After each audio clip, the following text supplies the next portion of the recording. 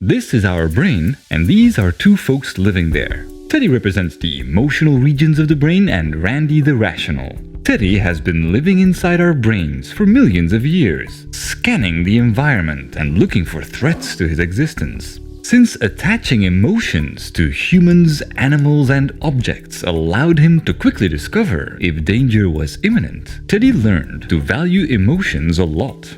For example, attaching danger to lions increased his chances of survival, and connecting trust with his community helped him rest at night.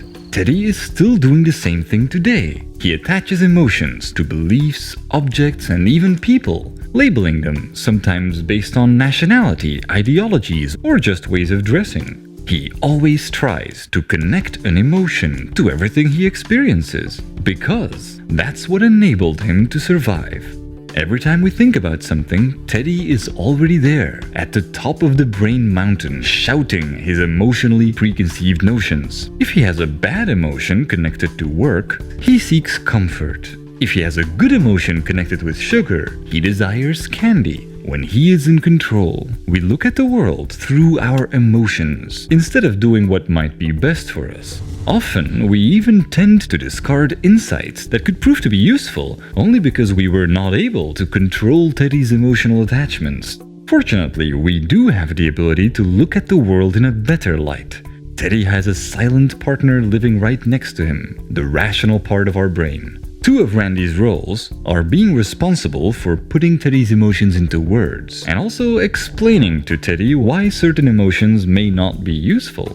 But since Teddy has been living in our brain for millions of years, Randy can have a hard time dealing with him.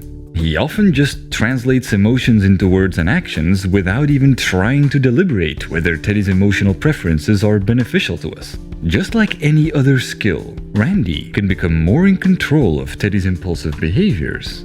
Every time Teddy expresses an emotion, Randy comes in to reflect on whether that emotional attachment to a concept or belief is slowing down our growth. For example, if Teddy loves bananas and he wants to eat 20 of them in a day, Randy has the ability to explain to him why that is not the healthiest choice.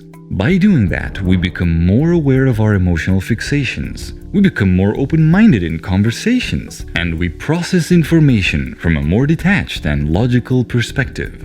But even when Randy seems to have control of the situation, Teddy will be there, at the top of the brain mountain, pitching his emotional preferences. And while we can never underestimate Teddy's power, we should make sure to trust Randy, the more advanced and intelligent part of our brain.